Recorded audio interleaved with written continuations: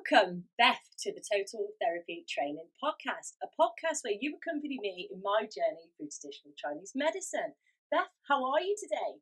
I'm good, thank you. How are you? I'm good, very well, thank you. Very excited to speak to you. You too. This is going to be a crazy chat. Okay, so first of all, Beth, please tell us, what is it that you do? Okay, so at the minute, I am a massage therapist and a Spirit and Energy Facilitator, I think you'd call it. Okay. Yeah.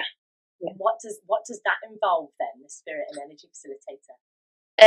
So essentially, it uses traditional Chinese Taoist and shamanic practices to work in terms of rebalancing and like enhancing your energy, vibration, those kinds of things. On the more spiritual side, it looks at soul retrieval, dream work, journeying. It varies from person to person, really, depending on what's needed. So this is a Chinese medicine like modality then? I would think so. I don't know if there are obviously people that do it in China, having been there and learnt it and lived it. I think it's more of a northern thing, like northern Chinese. I think it comes from like Han Chinese, that kind of thing.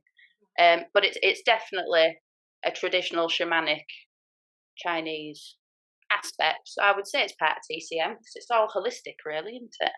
Yeah. Wow. See, because I suppose, well, I don't know. Me personally, I haven't really heard of that in the UK. So for you to be here speaking about this is amazing to me. Like, people who know me will know how excited I am sat here. Good. I'm glad. Okay. So how did you get into this line of work? I suppose when you look at it, I kind of fell into it, really.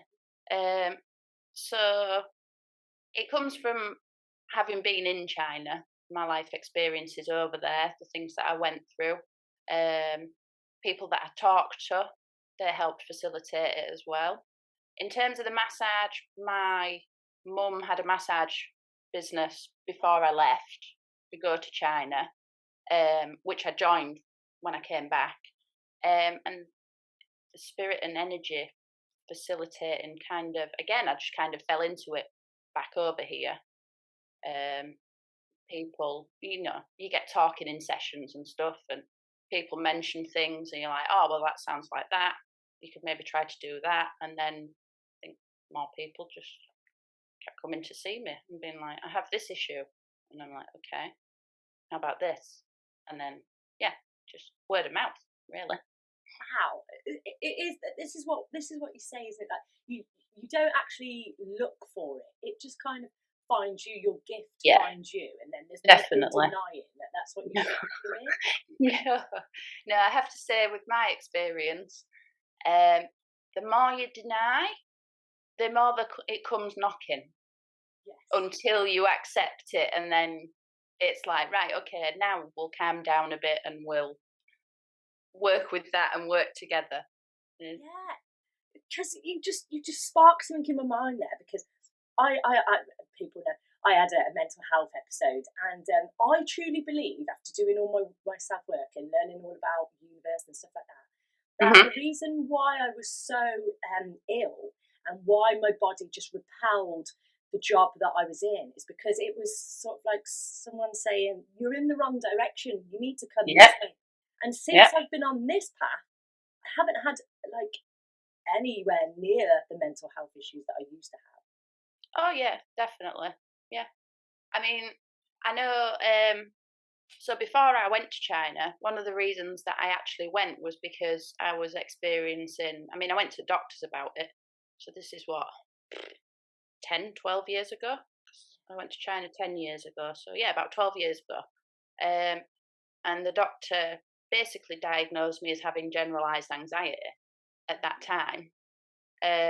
Because, as you know, you're just in a state of, I don't know what's going on. I don't feel right. Like this, it just nothing seems to sit. And at that point, mental health wasn't really talked about or looked into. Yeah. So they were literally just like, okay, well, take these pills. See you later. Yeah. And I was like, well, that's not going to work. That doesn't help me in any way. That just means that I'm going to be on pills for the rest of my life.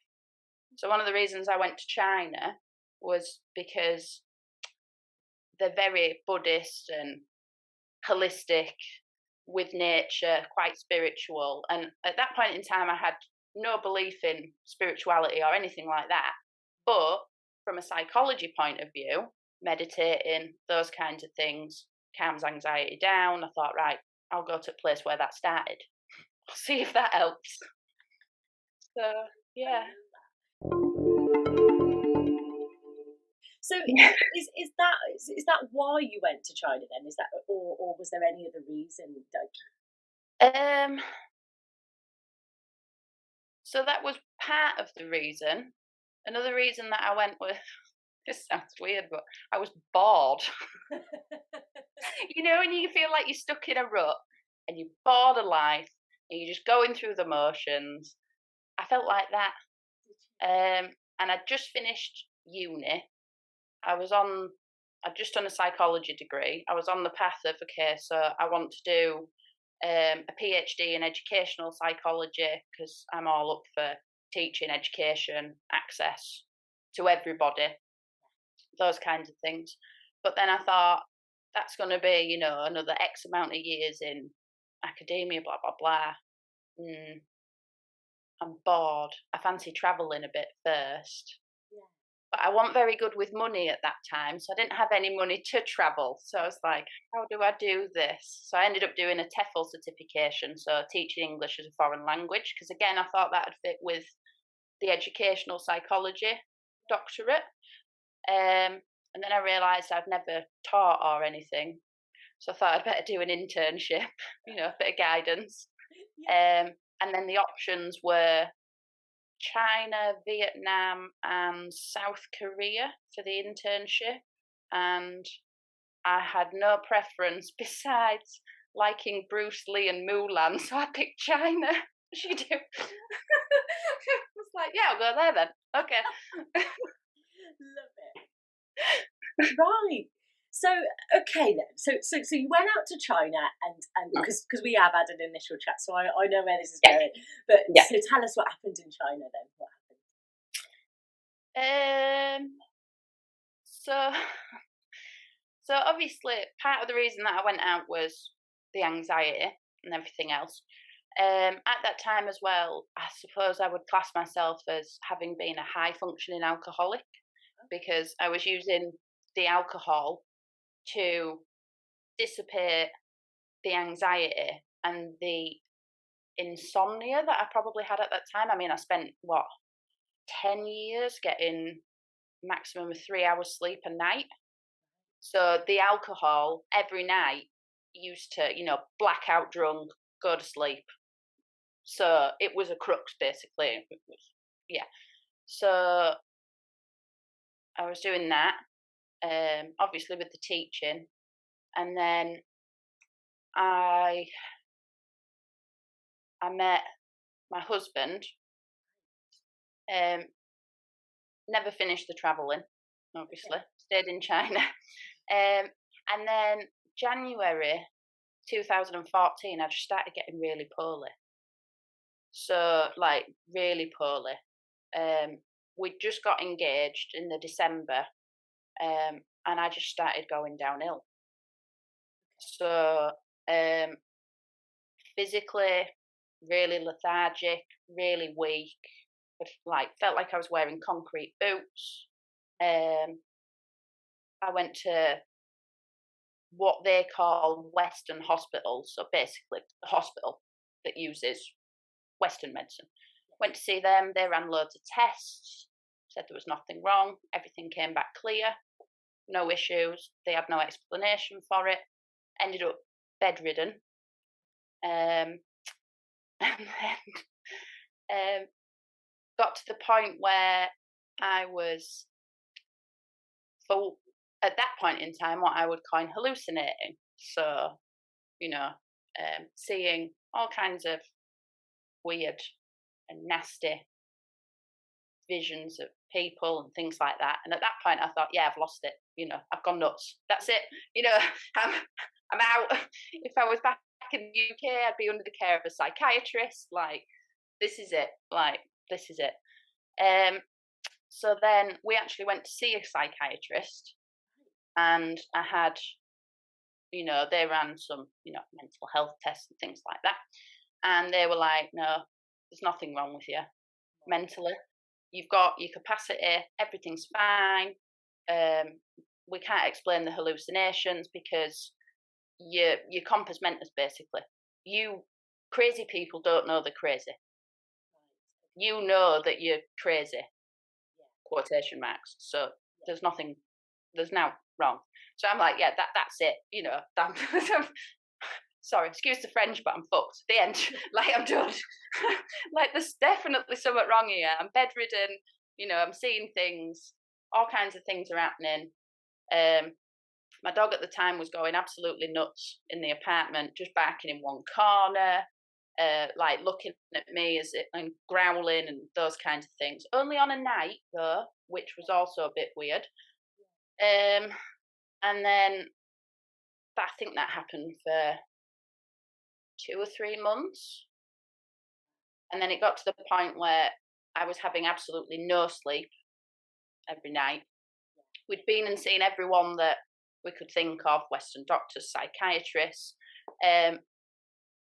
barefoot doctor that was, so TCM doctor, they call them barefoot doctors where I was. My husband had a friend who was a barefoot doctor. He came to see me, and he said, like, I explained everything, and he said, okay, so, you've got obviously like mild issues, like some kidney deficiency and those kinds of things in there, but nothing that should have you like this. Like, not like nothing. I'd suggest that you see, they call them witch doctors, so a shaman. I suggest that you see one of those. So my husband spoke to his mum, and her best friend is a witch doctor. So she came round to the apartment to see me, and she was like, okay, well, there's something here. Like, it's a guy, he's an old ancestor or something. I think she said he wanted like a uniform or something from me. I mean, obviously at this time, I'm not very well, and I'm thinking I'm nuts. So, and don't forget also at this time, I don't believe in any of this. Like, I'm all for science. Can't see it. It's not real. Like, so I'm sat there thinking, again, excuse the French, this is a load of bollocks. But I've exhausted every other option. So she said that to me, and I was like, okay, I've got no idea. Like, I know that obviously my granddad was in the Second World War. Could be him. Or, I don't know anything about past relatives, that kind of thing. So I don't know. So then she'd said, okay, well, I think it was mid-afternoon at this point. She'd said, right, okay, well, I'll go home tonight and I'll speak to my guide, I suppose that we'd call it, the spirit that she works with. I'll speak to my guide. I'll get him to have a word with this ancestor of yours, see what he actually wants, see if we can sort it that way. Again, I'm sat there going, yeah, all right, whatever. Like, all right.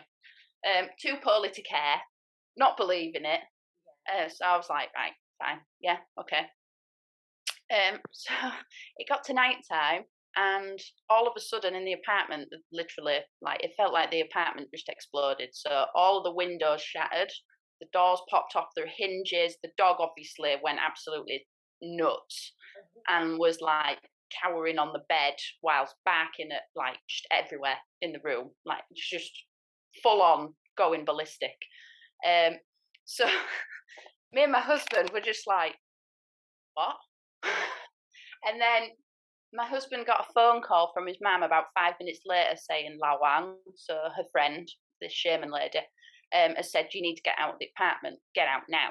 Oh my So God. obviously she like put the phone down, came round in the car, house rung, like carried me out because at this point I couldn't walk, like I couldn't do anything. He carried me out, took the dog, put us in the car, and took her to her apartment. And then we got another phone call, and Lawang had said she'd made a mistake, like it wasn't an ancestor. The spirit that was masking as an ancestor was one of the kings of hell.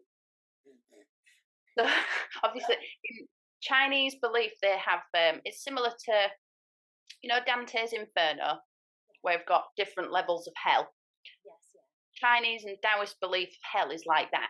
So whatever you do in your lifetime, you have to go to hell, to one of these levels or to all of these levels, to atone for what you've done before you can come out and be incarnated again or whatever. And each level has like a king, somebody that resides over it. So apparently it was this king of hell, and obviously her guide wasn't on the social status level that he was, so him trying to talk to him had pissed him off and caused this massive explosion and ruckus and really upset him. So again, I'm still sat there going, all right. Like I couldn't explain the fact that the windows had, blown to pieces at the same time as the doors blew off and the dog's going nuts. But still doing the whole science, I don't believe this. This is a load of shite. Weren't you scared though when that happened? Did it all? Yeah, I obviously was, but again, I think because I was so poorly, I think once and you might know yourself, when you're that poorly, things don't register. You just don't care. You're literally just like, whatever. Like, is that even happening? Yeah, I was literally just like, right, okay. So then she said, right, like I need to talk to my elder because she's got a more powerful guide than I have. Maybe something can be sorted out. I need to talk to them, see what's going on. I'll get back to you as soon as I can. And I'm still, getting poorlier and poorlier. And I felt like I was just in like a dream state a lot of the time. Like nothing seemed real, hence maybe the reason that I was just like, what a load of rubbish with what she was saying, because nothing seemed real. And obviously seeing, like weird things, again, logic brain, this isn't real. It's just carry on. So she got back in touch and she said, like we figured out a way to, deal with this, sort this possession out and stuff. He's trying to kill you, basically. He wants to marry you in his level of hell. You two getting engaged to set this off, blah, blah, blah. He's been with you for at least 10 years, etc. We need to sort this out. We've asked him what he wants. He said he'll take an effigy of you. So I don't know if you've seen it, but in China they give what they call hell money. They burn it for their ancestors. They give really fancy, what you call papier-mâché, houses and cars, and they burn it, and it's believed to go to them in hell. Because in their belief, wherever you are in spirit, you're still living a life. Yeah. There's still social status, there's still order, there's still, what we have in this reality. So she was like, if we burn this exact image of you, he can marry that, he'll leave you alone. We also give him, I can't even remember what he wanted, but he wanted money or something. We'll also give him that should sort it out. Again, at this point I'm really poorly, couldn't hold my head up, couldn't speak. So I was just it got to a point where I was do whatever because I feel like I'm dead, basically. I feel like I might not wake up tomorrow. So we've tried everything else. Just can get on with it. So they sorted all of that out. We went to her apartment, My husband laid me on the bed. And at this point, I couldn't speak much Chinese at all. I mean, my Chinese was basically non existent. And not being able to, even hold my head up or have a conversation, I wasn't really paying attention anyway. So I don't really know what happened when she did the ritual. I just know that obviously she was speaking Chinese. She'd taken a shot of Chinese rice wine and she was smoking a fag and saying some stuff. I have absolutely no idea, to be fair. All I know is that I think it lasted about half an hour. And then I think she got to a point where she was like, right, okay, it's done. It's sorted. You can take her home. He put me in the car.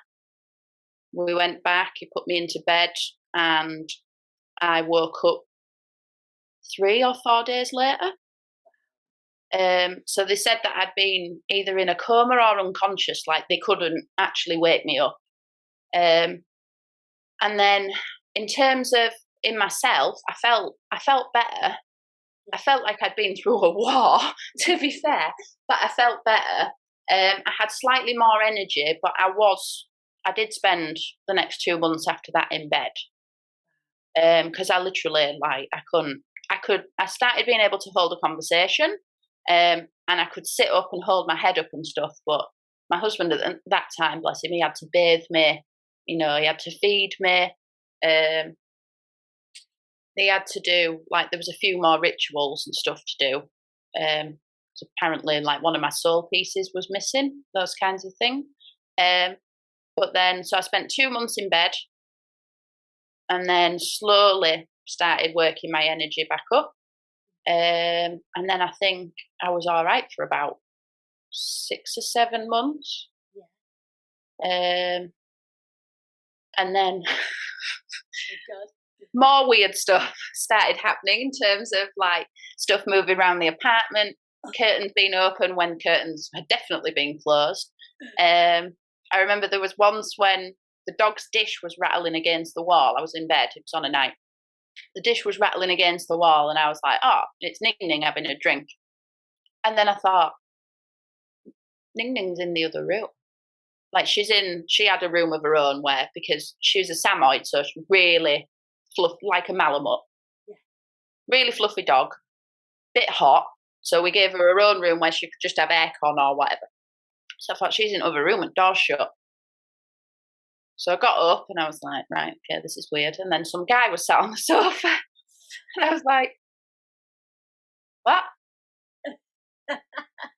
Those kinds of things. So then I decided to lock myself in my apartment for a year because I was like, yeah, no, I'm still nuts. I'm still nuts. However, they've sorted whatever out. I feel great now in terms of that, but there's still some craziness in there. It's still not working. Yeah. So I went back to see La Wang, the witch doctor, and she was like, oh, I've been waiting for you. Oh my God. And I was like, right. And she was like, yeah, I've been waiting for you. That was your, awakening experience. I've been waiting for you for about 6 months. And I was like, yeah, I've been thinking I've been nuts for about 6 months, to be honest. And she was like, well, no, I can tell you you're not. Welcome. Oh, great, thanks. So, yeah, and then kind of started accepting that. That was all right. But then health-wise, it started to deteriorate again. So my husband spoke to his barefoot doctor friend, and he was like, yeah, you've got a few issues in there. Give you a bit of medicine. Take some of this, herbal medicine. That was all. So I took that, perfectly fine. And then I think about another 6 months later, I was at the stage of collapsing again. My husband spoke to his friend, and who was the barefoot doctor, and his friend checked me out and said, oh, you've got some mild issues, take this, you'll be all right. So I was like, right, okay, yep, fine.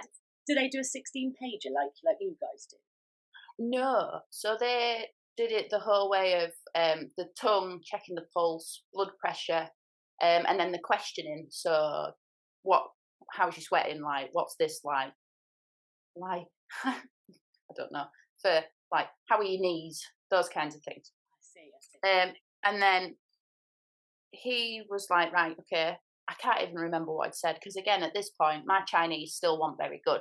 So my poor husband was doing all this translating throughout this entire thing.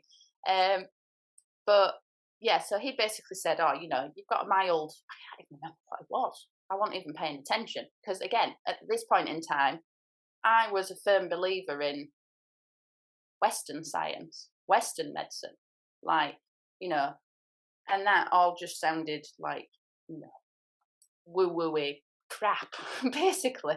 But I was like, having been through the experience with Lawang and that kind of thing, I'll be open to it. I'll give it a go. Like, that helped me immensely. So I'll try the medicine. I'm not going to ask what's in it because it smelled and tasted like, it was awful. It made me want to bark every time I took it. Oh, horrible. But it helped. I felt better.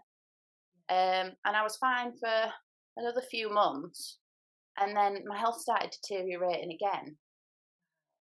And I was like, obviously talking to my husband, I was like, something not right here. Like, I don't feel very well. I feel really weak and all sorts, like there's an issue. So obviously at this point in time, he was worried that the ritual to get rid of the King of Hell hadn't worked because he was him and his family, very spiritual. And at this point in time, I'm still a bit like, I don't really believe that, but okay. So he spoke to Lawang again. She was like, no, like, we've had a look, everything's fine, she's all right, like, the King of Hell's happy, for want of a better way to say it. So he's leaving her alone, there's no issues, we'll have a look, like, there's no attachments, nothing's going on. Spiritually, she's fine. Maybe you need to, speak to a doctor. Yes. So we went to a Western hospital again because obviously differing beliefs. We've dealt with yours. Yeah. My spiritual issues are fine. Yeah. Let's do it my way now. I want to go to a hospital. And I want to have this checked out properly, quotation marks. So we did that.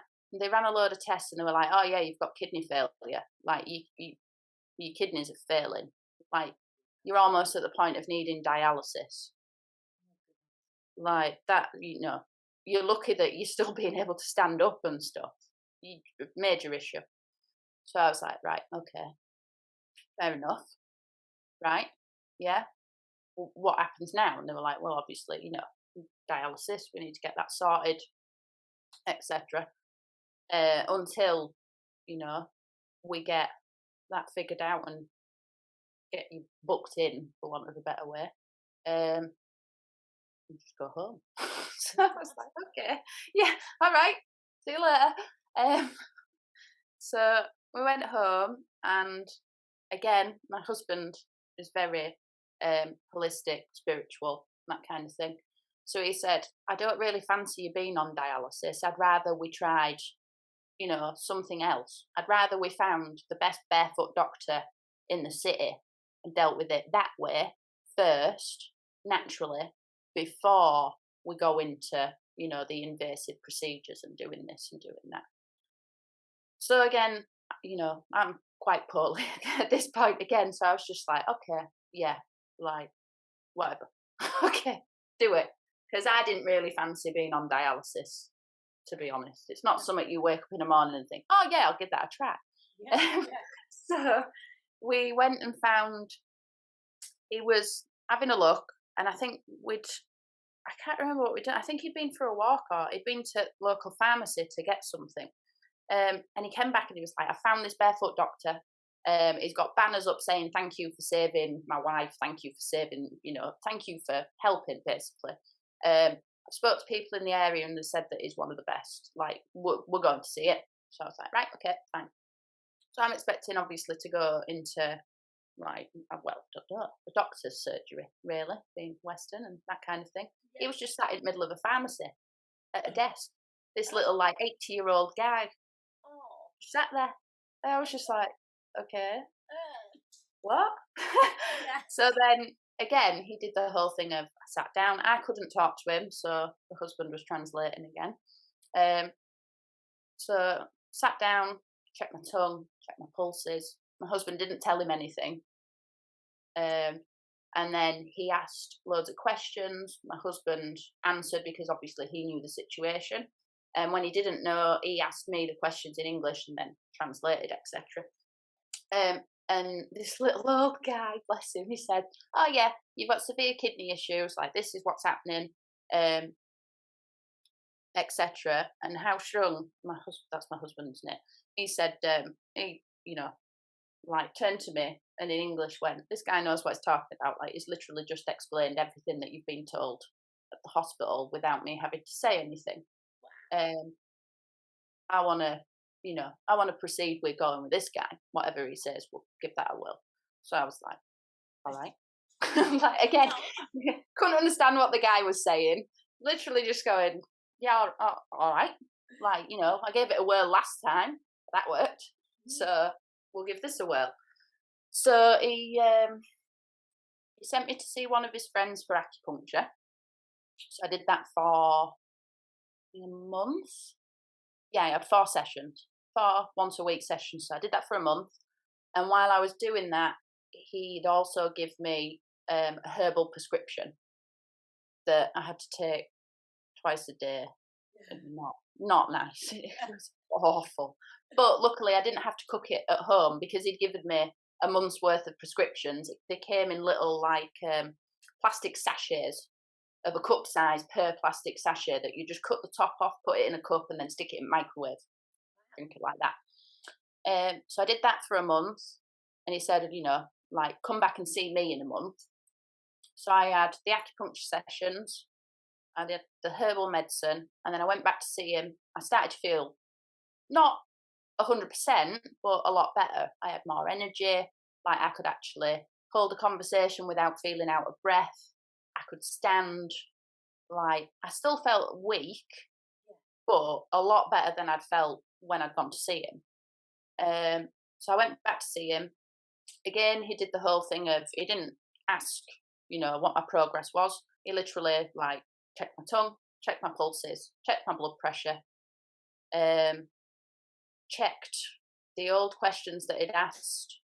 And then he said, at this point, my Chinese had got a little bit better, so I could understand that he'd said, "How are your knees?" So I was like, okay. But at this point, again, I'm like, okay, how does this guy know? Because my knees were really hurting. So I was like, they're genuinely really hurting. It hurts to stand up. They feel like, just like bricks, basically. I feel like I want to chop them off. And he was like, right, okay, I'm going to add another ingredient into your herbs. Just one extra ingredient. I want you to keep going with those for another, I think it said 2 weeks. Yeah, another 2 weeks. So obviously at this point, I'm starting to feel good and I'm thinking, okay, there is actually something in this. So I asked, I'm laughing because I wish I'd never had, but I asked him what the ingredient was. And he actually said to me, "You don't want to know." And I said, so obviously, logically at this point, you'd think, okay, yeah, all right, like, I don't want to know. Curiosity got the better of me. And I'm like, no, I do want to know. What's this ingredient? And he was like, "No, you don't want to know." So I'm badgering through my husband because I didn't have good enough Chinese at this point to badger someone. But I'm badgering. And he just turns around and goes, "Centipede." And I'm like, okay, yeah, I really didn't want to know. So I thought, right, I'm not going to ask what the other ingredients are that I've been drinking for a month because shit, no. So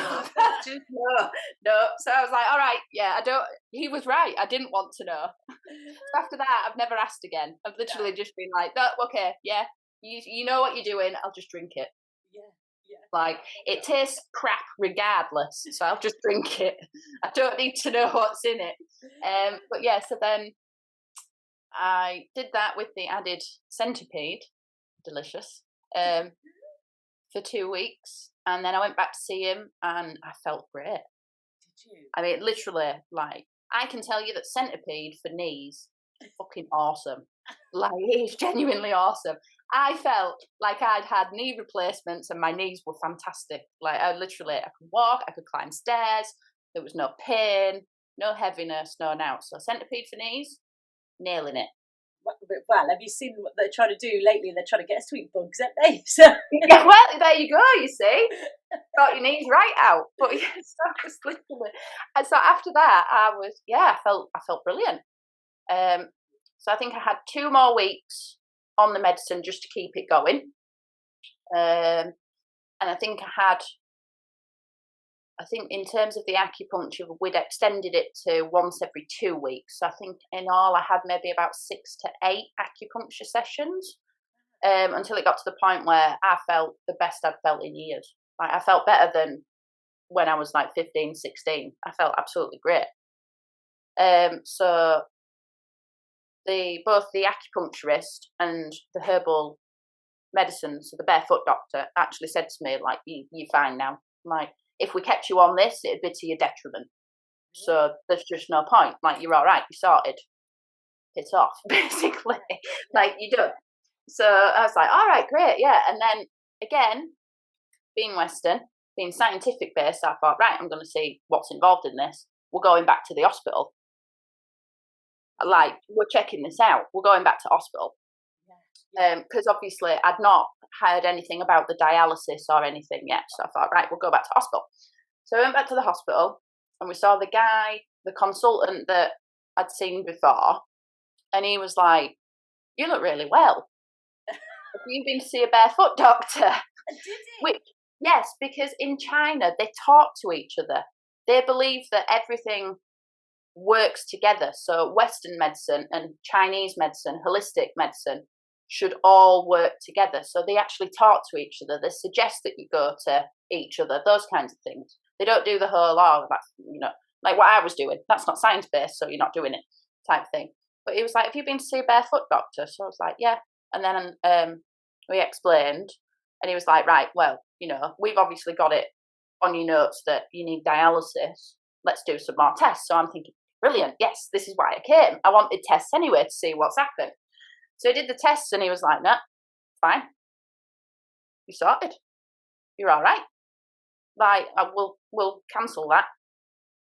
See you later. And I was like, wow.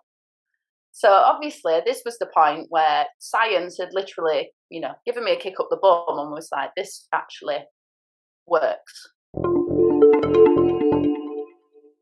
Yeah, well, this is what I was going to ask you, because you were doing a psychology degree, so obviously, Yeah.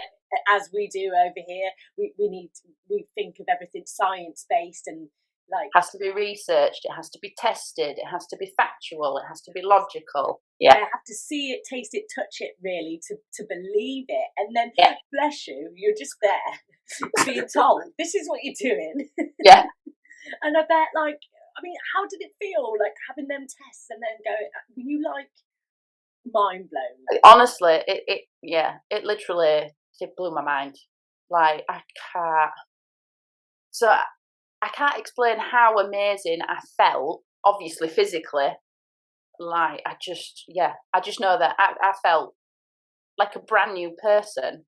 And to have obviously had the tests done before, had no, like, it's not like they said to me, take this medicine at the hospital while we get your dialysis sorted. They're literally like, essentially like, okay, see you later. Like, we'll see you when it's ready type thing. So I didn't have any form of Western intervention, while, like, the only thing that was done differently was, the work with the barefoot doctor and the acupuncturist. So, I mean, there were lifestyle changes as well that they gave me. So I think it was the height of summer and I was using the aircon, and he was like, no wind, avoid wind, cover your neck, cover your knees, cover your ankles, cover your elbows and your wrists. Like, you're getting wind in there, you're getting cold in there. Close the windows if you're in a car so you're not getting any wind blown on you. Wear a scarf. And I'm like, it's 40 degrees. Not wear a scarf. And he's like, cover up. But, those kinds of things, like, start to eat this, do this, blah, blah, blah. And so to be able to well, I suppose it was like a science experiment, really, that part of my life. Like, to go from a Western diagnosis, being diagnosed in a hospital, with no intervention from Western standards, so to speak, to doing all of this holistic approach and just everything natural, really. Like, even down to the centipede I was drinking. But yeah, so all of it natural, and then to be able to go back and have the tests that, again, are Western, it was literally like a smack in the face. Like, like... Yeah. Yeah. I suppose, looking back, are you glad that you had no Western intervention? So that. Oh yeah, definitely. And was there a point ever where you were just like, oh my God, get me back to the UK because I'm freaking out? Most of it, to be honest. even though like, I was severely poorly a couple of times, and when you're that poorly, as we said, like, you get to a point where you don't care.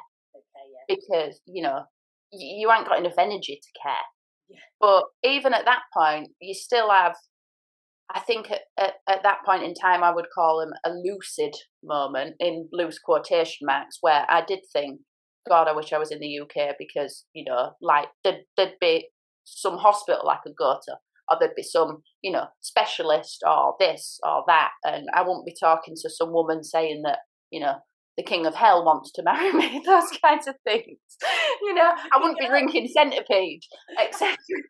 But, yeah, I mean, the world's largest slap round the face at the end, I was literally like, I would not change that experience for the world. Because when I look back now, in hindsight, if I'd have been experiencing the, again, loose quotation marks, hallucinations and stuff over here, I would definitely have been in a psychiatric unit under psychiatric care. And this isn't being derogatory to Western science and stuff like that, but I'd probably still be there now. Yes.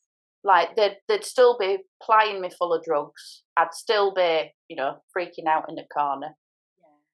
Yeah. If I'd not died, to be fair, because I was on, physically wise, death's door. So I genuinely 100% believe that if I was still here, which very much doubtful, I would still be institutionalized. So on that note, then I don't know if you know or not. It's just coming to my head. But do they have like psychiatric hospitals in China? Yes, yeah, they do. They do. Not as psychology and psychiatric care is not as prolific over there as it is here. I mean, obviously, I haven't been in China for the last 4 years, so I can't say. And with China being a developing country, obviously, things change really fast over there. But when I went to see the psychiatrist, she was, I think, only one of two in the city. And, like, it was a small city, but there was 1.3 million people there. Small city, yeah. Which, again, blows your mind. But when you think of Beijing, like, there's, millions upon millions of people there. But, so I think psychiatric care is obviously, it's becoming more prevalent over there. But when I was going through that, it wasn't really. And again, as a culture, they're all very spiritual anyway. Yeah. Like, so it was not uncommon. In fact, it was absolutely normal because they have what they call ghost festivals. So, like Mexicans have like Day of the Dead, those kinds of things. And the things where they go clean tombstones and stuff like that and have meals with their ancestors. China's very similar to that. So they'd have days where on the night they'd have like, like metal oil drums just on the street, where they would go to a specific designated area, usually the corner of a street, where they would set fire to hell money and send it to their ancestors. And that was just normal. You knew, you learned, well, as a foreigner, I didn't know, but, you know, being married to Chinese, you learned that that was just part of it. And, you know, just be respectful. Don't say anything when you walk past. If they've put some form of circle of protection around the area, don't walk through it. Those kinds of things. But it was literally just everything was accepted there.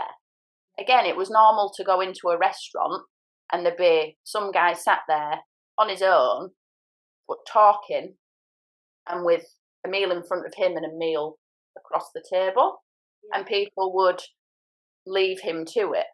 So if that happened in the UK, most people would think that he was crazy and like sit away from him because, you know, he's crazy, he's weird.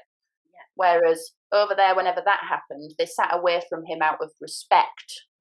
And the fact that he was having a meal with his guide or his ancestor or whatever, you know, so just leave him to it. Be respectful. Don't talk to him, you know, like give him some space, that kind of thing. So everything, things like that are accepted in their culture. And I think that's also another thing that helped me immensely. Because as I was saying, in terms of, I think that I'd have been institutionalized.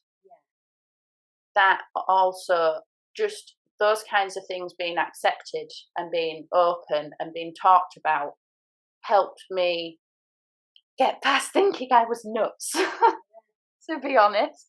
Because again, I had, you know, the support of my husband who was, you know, it was accepted. Like, this is what's happening. Like, this is it. You know, you're not crazy. You're not nuts. You're not. It's fine. Like, you need a bit of guidance of how to work through this and balance this and get back to, you know, balance within yourself and within your life, but you're not nuts. Which I think is quite sad for us over here. That, I mean, obviously spirituality and waking up and awakenings and things are becoming more accepted, but they're not that mainstream. They're not that accepted that people are like, oh, right, yeah, okay. Anyway, yesterday, do you know what I mean? Like, yeah, great. Like, oh, you're doing all right. Okay, yeah. So yesterday I did this. Like, it's very rare that that happens here. You have to be speaking to people who have been through something like that, or who are open-minded enough to listen to you talk about that. Yeah.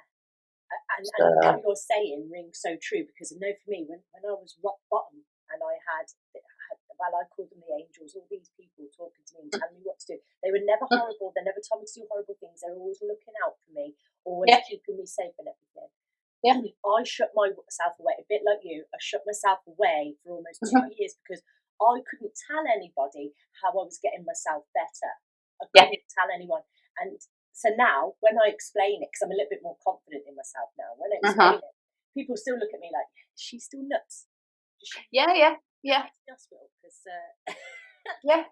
She hasn't taken her tablets today, has she? That's those kinds of things. Yeah. Have you had your tablets lately? I'm like, I don't take tablets, mate. I did.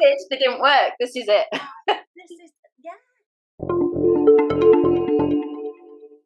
Yeah. Oh my word! It's making me wonder, like, what is the truth behind mental health? What is it actually? So there's I can't remember his name. Somebody Melodoma, I think. He's African or South African. He's is it Melodobe? So I'll have a look and I'll send you it anyway. I'm writing it down. But he's an traditional African shaman, and he's been doing it. I mean, I think he's about 70 or something. You can find him on Facebook anyway. But he's been over here and he's been into, you know, mental health facilities, those kinds of things. And he said that it's really sad how many of them have just essentially been experiencing awakening, but have been imbalanced by it and not understood by their community.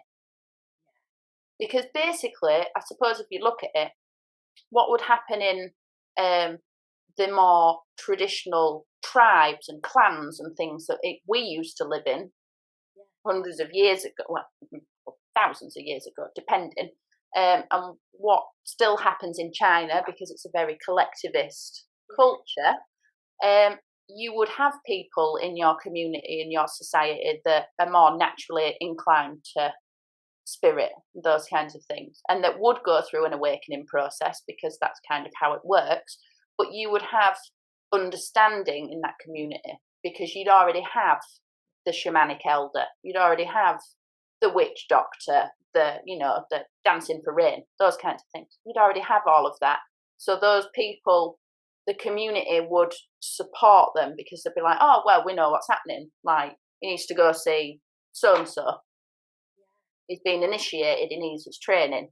Like, he needs guidance, he needs support, he needs looking after. Whereas over here, we're just kind of, he's nuts. Yeah, get to the doctors, get on. Yeah, lock him up. Yeah. Wow. Wow. Oh my God. I mean, granted, some of it might not be. Yeah.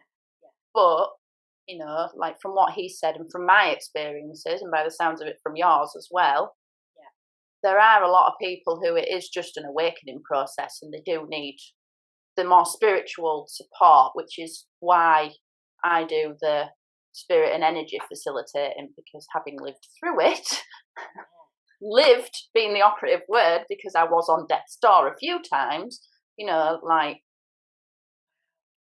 So, have you had any health issues since coming back from China? Not major ones. No. So only, like, I did have one more health issue in China, which was my initiation process, but I didn't realise. So just just briefly, I started feeling like sick and not very well, and this was maybe a year or two after the kidney failure and barefoot doctor. So I went back to see him, and he was like, "Oh, like, it's just a mild issue. Take these herbs. You don't need acupuncture. It's only very mild. Like, you just need to sort out the feeling sick and balance your energy, basically, using these herbs." So I was like, perfect, brilliant, great. So I was taking these herbs, and every time I was taking it, I was being sick, and I felt worse, and I felt worse, and I felt worse. I didn't get no better. I got worse with the medicine, and I was like, okay, this isn't right. What's going on here? So I spoke to my husband about it, and we went back to the barefoot doctor, and the barefoot doctor was like, no, this isn't my realm of dealing with this. You need to go speak to a witch doctor of some description. I'm thinking, not again. Not again. I just got my head around this, just got sorted. Health-wise, I was just feeling all right. Like, what's going on now? Yeah. Like, I'm fed up. I'm tired. Been through a lot. Leave me, give me a break. So we spoke to Lawang again. She was like, right, I'm just going to pass you straight through to my elder, because obviously last time, I don't want to, if it is, I don't think it is, but if it is, I don't want to cause any more offence or whatever. So but her elder called and was like, oh yeah, like, is this happening? Is that happening? And I was like, yeah. And she was like, you've been sick with traditional medicine, even though it's just herbs, and it literally should make you better. Like, there's no way that can make you poorly. Like, it's right, it's correct. And I was like, yeah. And she was like, do you feel better on a night but worse on a day? It's like, yeah. And she was like, so are you like feeling like you're being poked? And I was like, okay, that's really weird. Yeah, I am. So like, just, like goosebumps, or like just feeling like I've been prodded in the arm. And she was like, is it on your right hand side? And I was like, yeah, okay, this is getting really weird. And then she's like, oh, it's your guides. Like, they're trying to, like, they want you to initiate. Like, you've woke up to this, that happened, you've had time to readjust, you're ready.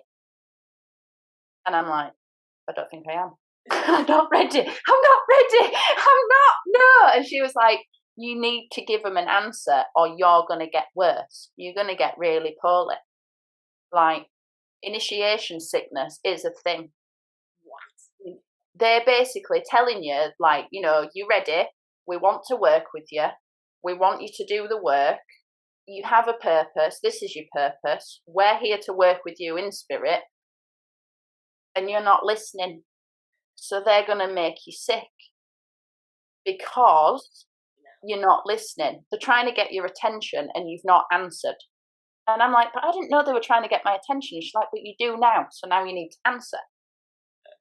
They keep nudging and poking, and it gets stronger and it gets stronger and it gets stronger until you think, oh, actually, right, I better. Oh, yeah, okay, yeah. And then you talk to them and you give them an answer. So I was like, oh, right, okay. So what do I do? What do I do now? And she was like, well, obviously figure out if you want to work with them or not. And I was like, oh, so I get a choice? And she went, well, no, not really. Yes. Well, why are you telling me to figure it out then if I don't get a choice? And she was like, because you actually have to sit down and accept this and be like, yeah, okay, I'm going to do this work. I'm going to work with you. So I said to her, well, what if I actually sit down and I decide, no, I don't want to do this? And she was like, you remember what you felt like before? That. So I was like, right, I don't really have a choice then. So I was like, oh, great, okay. So she said, you need to do this on a ghost festival. Veils are the thinnest, spirit are already up, easier to communicate, etc. So you need to do this on a ghost festival. The next one is, luckily, it was in 3 days' time. So she was like, tonight when you go home, because obviously nighttime is the most yin, spiritual activity, spirits are yin, those kinds of things. So it's easier to communicate at night, etc. So she was like, go home, go to your southwest window, say 3 times that you accept it, you'll get things sorted, you're gonna work for the initiation in 3 days' time on the ghost festival. Say it 3 times. I've heard you, I accept, give me a break until ghost festival, then we'll deal with this because I've got stuff to get ready. So I was like, right, okay. Again, believing more than I did before, but also feeling like, I was a bit nuts. Yeah. Still being, having grown up in a Western society, it takes a lot to shake those cultural norms. Of course, yeah. Still feeling a bit nuts, especially, stood at a window with it open at night time, saying this thing 3 times. Still felt a bit nuts, but I was like, right, okay, yeah, I'll do it, whatever, yeah. So I did that, instantly felt better, slept better. My God. And then got everything ready for the initiation process, which over there is so you sit down and you have a meal with your guide, which is what we talked about in terms of the restaurant and someone being sat there. Again, it kind of works similar in terms of how we'd sit with a friend or a business partner and have a meal, team meetings, those kinds of things. Yeah. So, I had to cook. I think I made Sunday dinner, with it being a Western thing and me being Western.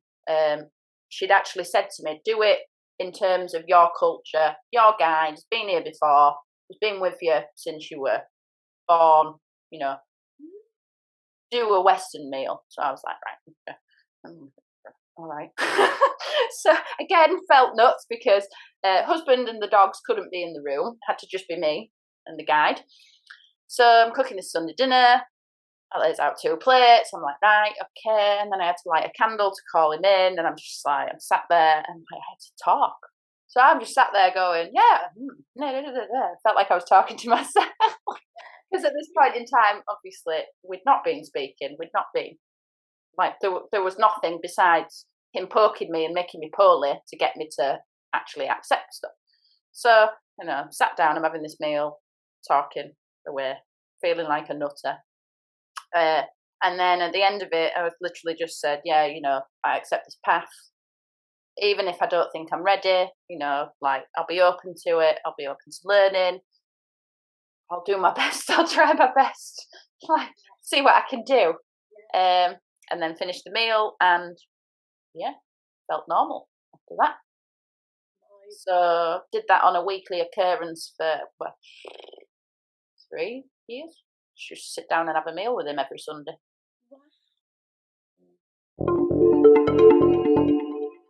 going to ask is, so did you hear him speak to you at all, or did he? So so for the first, initially, no. So I don't know if my awakening was some. I mean, everybody's awakenings and stuff are different. But I know that before I started the first meal, Lawan had come round, so the witch doctor. She'd come round to talk to me because I'd, said to my husband, I feel a bit. This feels ridiculous to me. I feel a bit crazy doing this. Like, I need a bit of, a bit of guidance or a bit of reassurance or something. So she'd come round and she was like, not so much testing me, but just trying to help me feel better by giving me little tests and stuff. So with her already being fully, awake and in contact with her guide and those kinds of things, what was it she said to me? She said, tell me who your guide is. And I was just like, well, I don't know. Like, I can't. Again, having being from a Western culture, that's a bit of a strange concept because it's not a mainstream societal norm. And then obviously the things that the stereotypical things that you hear about it are that you hear voices, that this, those kinds of things, you can see them like full on, etc. But at this point in time, I wasn't hearing any voices. The only voice that I could hear inside my head was my own. I wouldn't say that I could see him as if like I'm seeing you now, but it was just like a knowing more than anything else that I didn't trust. Yeah. So she was like, okay, well, what's he look like? And I was like, I don't know. I can't see it. And she was like, what's he look like? And I was like, I don't know. And she was like, what does he look like? So then I thought I was just pulling something out of my ass, excuse the French. But I was just like, well, it looks like this. Right? Well, yeah, because I can see him, so that's right. And I'm like, okay. And she was like, is he on his own? And I was like, don't know. And she was like, quicker, is he on his own? And I'm like, no, there's a fox with him. What's the fox look like? It's got 9 tails. Who is it in relation to him? And I was like, oh, it's his Toody. So like, Toody. What's Toody in English? So like, student, or like I called him a pet, but he's not his pet. He's like an underling, basically. Yeah. So she was like, yeah, well, I can see that, right? What colour is it? And I was like, yeah. What colour is he? And she's like, yeah. The apartment of House Young, so my husband's dad's apartment, it's not right. What's up with it? And I was like, I don't know. I mean, I'd only been to it once, about 3 years before. I was like, I don't know. And she was like, off the top of your head, what's up with it? So I was like, there's loads of ghosts there. They're like, there's like 150 of them or something. She was like, right, how old are the ghosts? And I was like, less than 200 years. And she was like, yeah, we know all of this. Like, you know all of this, so just trust it. And I'm like, okay, no, I feel nuts. Like, this is mental. Like, no. So, as I said, like, when I was sat there eating with him, I thought, well, I can't see him. I can't hear him. Like, I can't, yeah. But those things come over time. So now I can hear him, I can see him, I can smell him, I do sense those kinds of things, as well as the just knowing. But at that point I was like, I'm making this up, mate. I'm just, I'm just pulling things out of my bottom. Like, this is, I don't know, blah, blah, blah, verbal diarrhea everywhere. Oh yeah, that's right. I'm like, what? I bet you thought now. You're she bullshitted me. Yeah. Was she just saying, oh, yeah, make me feel better? Like, what's happening? Oh my God. So, yeah, it's a very strange time. They're going to be listening thinking, is she all right? I have not taken my meds today because I don't take meds because I don't need meds. But so is this what brings you to acupuncture? Because is it the acupuncture that you're doing with total therapy? Or? Yes, so I'm doing the acupuncture with total therapy, yeah. Yeah, pretty much. So obviously having experienced it and herbal medicine, playing such a massive role in sorting the kidney failure out for me. It's just, like it's another thing of, it's another way of facilitating healing that I would like to add to my books. You know, with the experiences that I've been through, you know, I'd like to be able to help people in any way possible. And these are the ways that I know, because I inadvertently scientifically tested it. Work. You see what I mean? So, yeah. So, like, can you, like, say, for instance, if someone was struggling like you were, would you advise them to go and see a barefoot doctor? Do we have them in the UK, or? So, I mean, yeah, we have barefoot doctors in the UK. So, they're just varying degrees of barefoot doctors, because again, even in China, they have varying degrees of barefoot doctors. So essentially, to simplify it, a barefoot doctor in China is someone who deals with traditional Chinese medicine. So, you know, they deal in herbal medicine, the acupuncture, Tuina, those kinds of things. That's a barefoot doctor. But Lawang, the witch doctor, would be to an extent classed as a barefoot doctor, because essentially what they're meaning by barefoot is natural, earth, you know, ancient ways, for want of a better word, when we would walk around in bare feet, when we would, you know, have that connection to nature. That's basically all it is. So yeah, I mean, we've got loads of barefoot doctors around here, to be honest. You know, acupuncture, barefoot medicine, herbal medicine, barefoot medicine, you know, Reiki, angel healings, those kinds of things. That's all part of the more holistic approach, which essentially, barefoot doctors are holistic therapists. Oh my God. Oh, I didn't know that. Wow. Yeah. And what about witch doctors over here? Would you find them?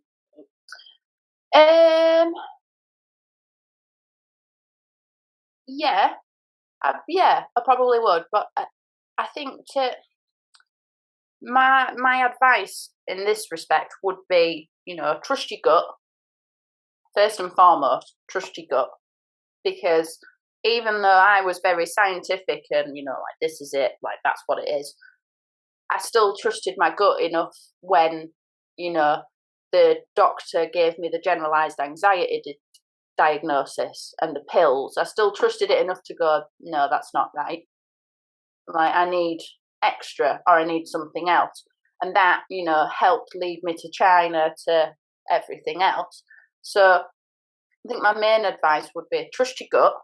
And again, that goes in terms of, if you do find a witch doctor, trust your gut, because you get them everywhere, but there are charlatans and, you know, people that are either doing it and they ain't got a clue what they're doing, or doing it not for the right reasons.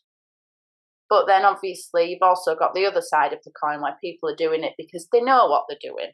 Like, they've been through it, they've learned from it, they've learned from spirit, or they've learned from someone who has been taught from spirit, or those kinds of things. So trust your gut, definitely. Because nine times out of 10, I would say, if you're coming across a charlatan, you'll get a bad vibe anyway, to be fair. There'll be a little niggle in there that's like, no. And I would say that 9 times out of 10, that will be not because the healing isn't right, but because the quotation marks healer isn't quite right.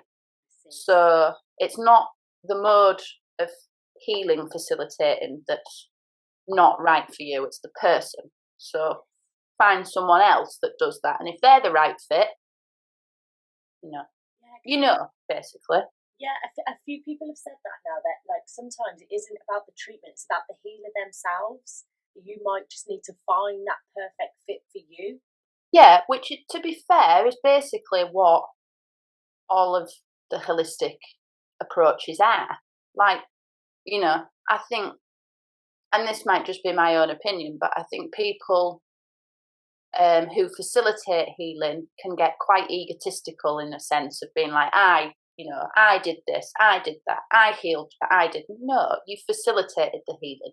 Like, you give them the tools for them to heal themselves. Yes. So like acupuncture, it uses tools to facilitate the client's body's own energy healing.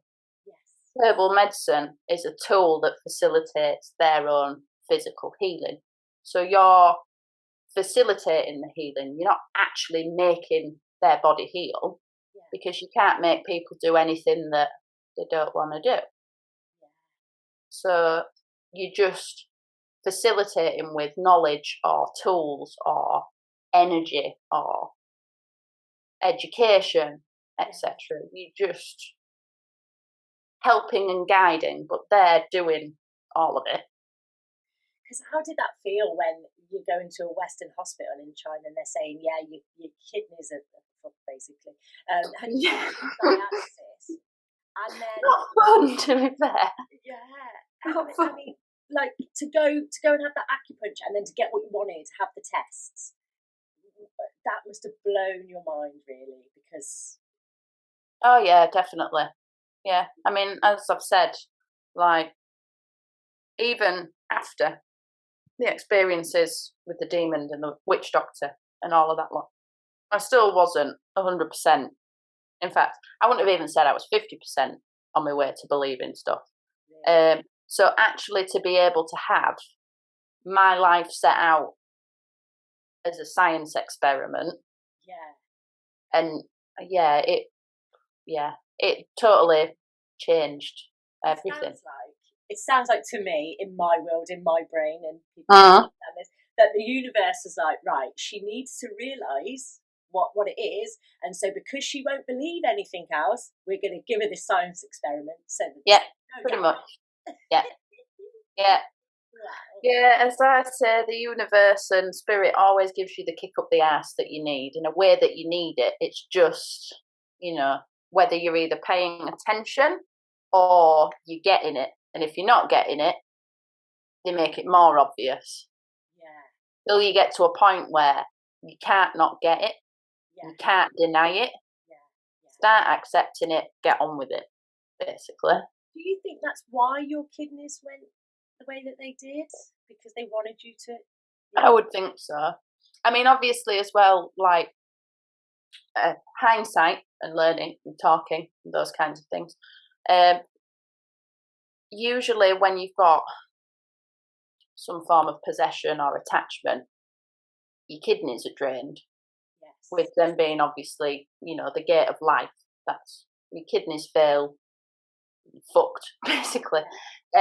So like when you look at it and you speak to people about it in that way, they're like, okay, well, the attachment was draining your life, draining your kidneys, but they were also keeping you alive, because if you're dead, you're no use to them until the point that they want you dead. So that's why symptoms and those kinds of things don't show up while it's happening.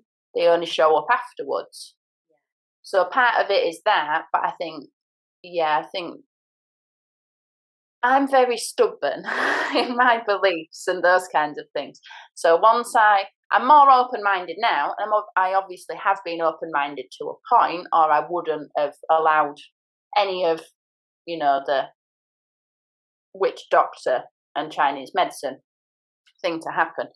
But it takes me a while to accept things. Yeah. So I think without that, I'd have just been like, no, load of bollocks. Yeah. Load of bollocks. And I think that's our culture, isn't it? We just don't believe, like, we're not privy to it, to even have a thought on it. So, goodness. So what's next for you then, Beth? Where do you see yourself ending up? So I mean, obviously, I'd like to get my course passed. That would be a bonus. So that in the immediate future. I'd like to do a master's in herbal medicine. Yeah. So that's in the next 5 years or so. Obviously keep walking my path. I'd like to get to a point where I'm obviously doing more with the spirit and energy facilitating. So, because at the minute I don't really, because I work by word of mouth, I don't really advertise it. It's not really part of my business because it's part of me. Yeah. Do you see what I mean? Yeah. So I would like to get to a point where I'm being able to, give the tools and guidance to more people that need it, to be more available, to do more of the spiritual work. Maybe a bit of teaching in there with that. But that's like a life goal. That's like not tomorrow. No. No, because like this experience, not only has it changed your life, not only has it saved your life, but you're now going to go on to help change other people's. Yeah, or at least help them change their lives. So, people that come to me are already ready for a change in a way. They just need, as we've said, the tools and the facilitation and the knowledge to actually help them. So I might be part of their kick up the arse. I don't know. Yeah, exactly. In that respect, yeah. Exactly. Yeah. Wow. Oh my God. This has been amazing to talk to you. Honestly. Thank you. I could just sit here and ask about it all day long, but it's one of them where I'm sat here. So when I was asked to do the podcast, I was thinking, okay, I don't think my life's that interesting. It's just my life. But then I suppose if you've not experienced my life, then it is, it is something that's interesting and stuff. It just is. But, another Chinese thing, there is no why, it just is. Really? So, yeah. Yeah, see, I'm too inquisitive. I'm like, why? Yeah, but why? Yeah, but why? Yeah, but why? Prove it. Yeah, which again, that could be a Western societal thing, couldn't it, really? Because, again, if we ask why, we test things, we find things out. Well, why does that do that? Well, okay, well, what about that? And obviously, again, in China, they do that to an extent. Their science is really up there, like their space program and stuff, for want of a better thing. It's probably superseding ours.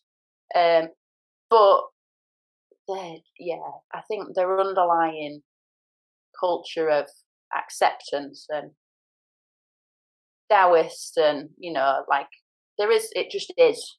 Like, it is. The universe exists in this way because it just is. Like, acceptance is the key to everything, really. It is. I think I want to go to China. I highly advise it. I do. I mean, I probably had a totally different experience to a lot of people, but I would definitely advise it, even just for, the Taoist temples, the Buddhism, those kinds of things everywhere. It is a breathtaking culture and place to experience, and so totally different from ours.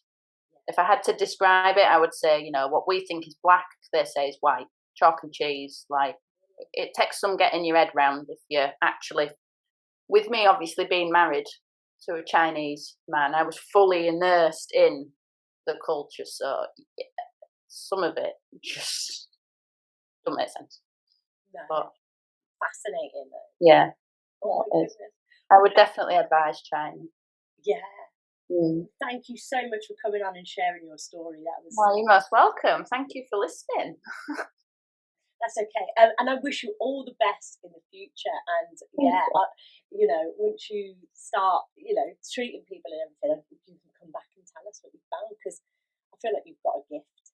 Oh, thank you. Yeah. Thanks. Thank you so much, Beth.